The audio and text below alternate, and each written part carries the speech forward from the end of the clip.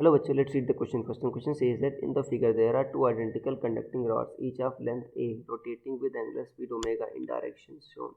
One end of each rod touches a conducting ring. Magnetic field B exists perpendicular to plane of rings. The rods, the conducting rings and lead wires are resistanceless. Find magnitude and direction of current in resistance R. So student सबसे पहले आपको समझना होगा कि की concept क्या use हो रहा है इसमें. सो की कंसेप्ट इज मोशनल ईएमएफ. तो की कंसेप्ट क्या है आपका? Motional EMF.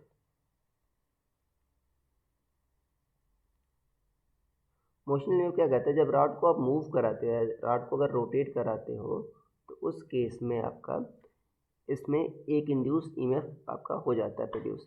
तो जो उसकी वैल्यू होती है, अगर मान लो रोटेशन केस में है तो होती है ईएमएफ की वैल्यू होती है बी ओमेगा, अगर इसकी लेंथ एल है और एंगुलर वेलोसिटी ओमेगा है, मैग्नेटिक फील्ड बी है, तो B omega L square by 2 होती है. ये होती है. और इसकी जो डायरेक्शन देते हैं हम वी क्रॉस बी की डायरेक्शन देते हैं. मतलब किसी भी, देखो यहाँ पर किसी भी की वेलोसिटी वी होगी तो वी क्रॉस बी की डायरेक्शन में हम देते हैं. अब यहाँ पर देखो हम फाइंड कर लेते हैं जो रॉड जो लेंथ है उनकी दोनों की लेंथ क्या है? ए. एल की वैल्यू क्या होगी? ए होगी. तो जो वैल्यू होगी ईएमएफ की वो तो क्या होगी? B omega A square by 2. ये आ जाएगा. ये वैल्यू तो आ गई. अब डायरेक्शन कौन सा इंड पॉजिटिव होगा कैसे पता करेंगे? देखो इधर v ऊपर है और b आपका परपेंडिकुलर टू प्लेन, तो v क्रॉस b की डायरेक्शन में पॉजिटिव इंड होता है. v की डायरेक्शन में राइट हैंड की उंगलियां करो वेलोसिटी डायरेक्शन में और मैग्नेटिक फील्ड की डायरेक्शन में कर्ल कर दो. थंब आपका पॉजिटिव इंड की ओर पॉइंट करता है. मतलब इस केस में आपका पॉजिटिव इंड किधर आएगा? आपका b की इधर आपका सेंटर की ओर आ रहा है, कुछ ऐसे आ रहा है. तो करंट आपकी ऐसे बहेगी, देखो ऐसे जाएगी.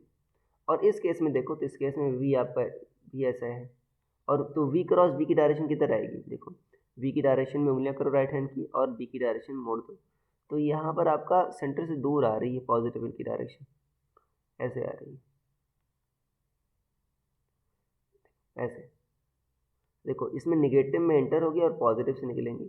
तो देखो दोनों क्या कर रहे हैं? एक दूसरे को सपोर्ट कर रहे हैं, नहीं कर रहे, तो दोनों नेट ईएमएफ क्या होगा? दोनों का जुड़ जाएगा. ये नेट क्या होगा आपका? 2e होगा.